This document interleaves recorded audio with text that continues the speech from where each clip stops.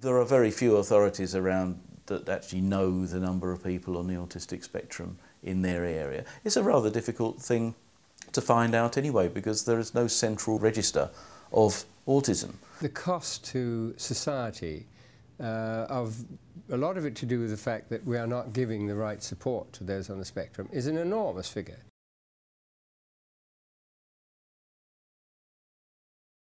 The NAS's recent survey showed that 26% of people didn't realise that people on the autistic spectrum would always have an autistic spectrum disorder, that wasn't a childhood illness. Medical professionals believe that, like nurses and doctors and people like that don't seem to realise that this is a forever thing. It doesn't feature on general practitioners' lists. If I use my computer here, I can put down on there that somebody is on the autistic spectrum.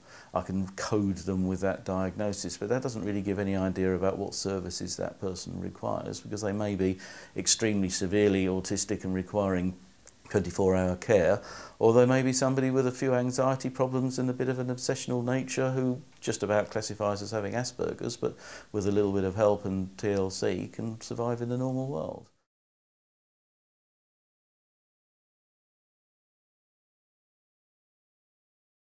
When we talk about a number of 500,000, frankly, we don't know. And why has the number gone up dramatically? Because we are starting to diagnose. And it's partly also because Asperger's, the higher IQ, generally speaking, end of the spectrum, is really only something that's come to light. Hans Asperger developed this understanding years and years ago, but it was only interpreted into our language in, I think, late 80s, early 90s. So, you know, as we learn more, so the spectrum expands.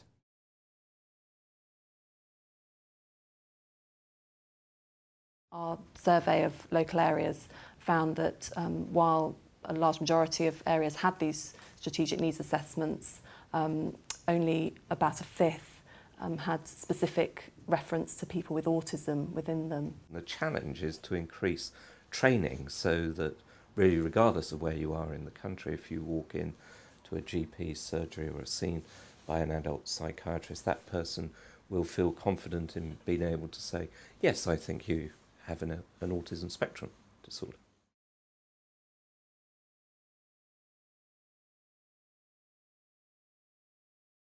The big issues, and I'm not necessarily making this exclusive, but it's normally the change points. The change points from school, where they've had all the support systems. What happens then? Many of the parents that we speak to and many people with autism that we speak to describe it as falling off the edge of a cliff. I have to tell you that the word transition, when I first heard it, which was when my daughter would have been about 18, I didn't know what it was. She didn't have a transition plan. They literally fall off the radar system of children's services and have to then start again by integrating or interacting with adult services. The whole concept of what we now know as transition did not exist, or if it existed, it didn't apply to her.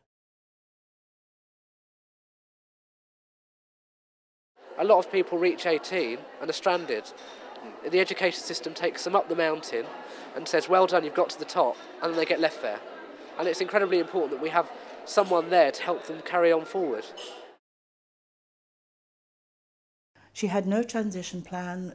She received no services as a young or older teenager, any more than she receives services now as an adult. That's the time that they can either be made or broken. How many actually go to university and succeed or fail? How many get into jobs? Not many, we know that.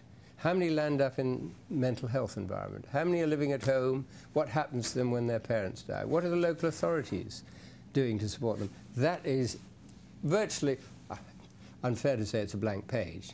As a teenager, she didn't fit either. What could they do for her? She had a brain, high IQ. What's wrong with her then?